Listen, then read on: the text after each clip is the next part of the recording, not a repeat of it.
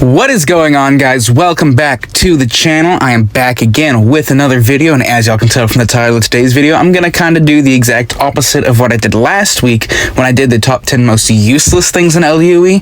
And I'm gonna kind of throw Kafir a bone. I talk shit about them quite a bit, but in this video it's gonna be 10 features that are in the game that I think are really useful, and they could be quality of life features, they could be really big features, but these are things that are in the game that I love and I'm very glad they are there. If you guys do enjoy the video, be sure to leave a like, be sure to subscribe. You guys have shown a lot of support recently, so please keep it up. On the road to 1,000 subscribers. I think I'm a little over 100 away, so subscribe, it's free. You can always change your mind later. Anyway, with all that said, let's get right into the video. Number one, this is honestly one of my favorite things. The list is in no particular order, but number one, I have being able to refresh your perks at the lab.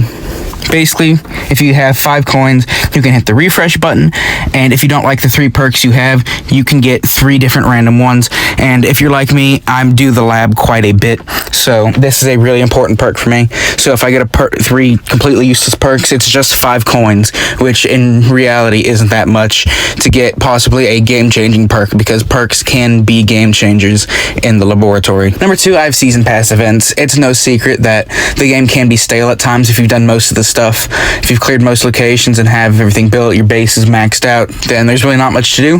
But season events does have stuff to do. I mean, it's a good way for beginner players to get a bunch of good loot and kind of help bring them up, as well as a good way for mid and in-ground players to not only, again, build their loot, but also just gives them something to do that isn't repetitive.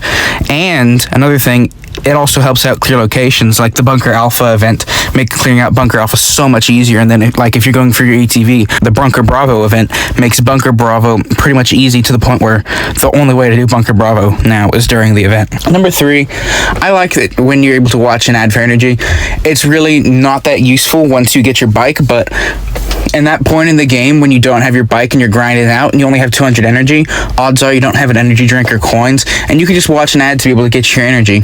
And I think that's really useful, especially for beginning players who don't have their bike and are trying to grind, because if you're playing and you run out of energy and you're not able to get any energy back, it just discourages you from playing. It's like, okay, if it's 20 minutes till I get to the location, I'm just gonna go leave and watch YouTube or something, and then you forget about it and don't want to play until you have your energy back. But watching an ad makes it where you're more motivated to play. Number 4 is a really big thing, which is kind of obvious, but I'm so glad it's in the game, is the raid system.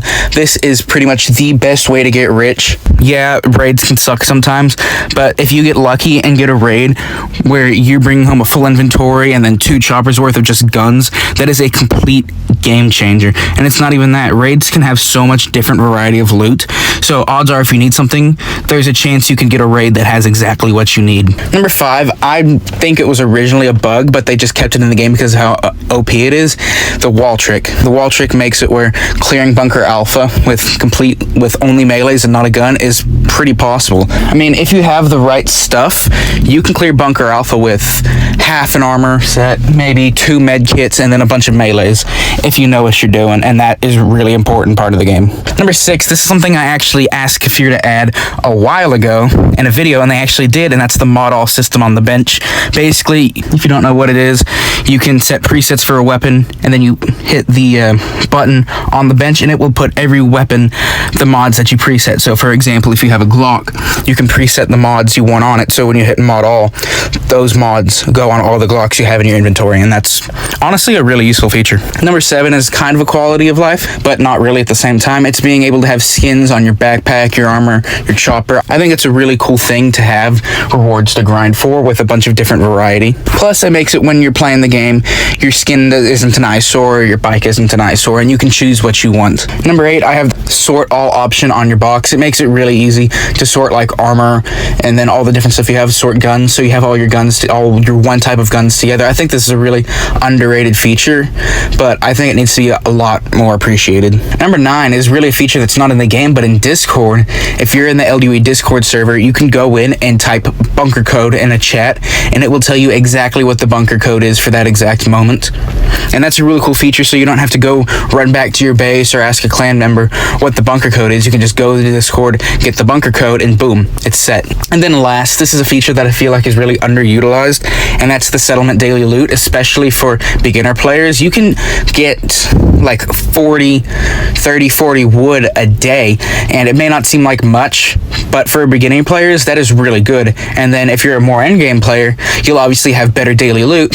So basically, the daily loot is good based off of your skill level. So if you're a beginner player, you'll get really good loot for beginners, and if you're an in-game player, you'll get good loot for in-game players. I was kind of critical in the settlement when it came out, but the settlement daily loot makes it really good.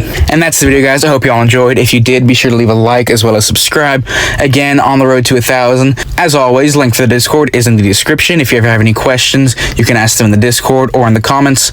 I'm really good about answering them, so even if it's not related to the video, just ask your question and it will get an answer. Anyway, y'all, that is all for me. I hope you guys all have an amazing rest of y'all's day. I'm out. Peace.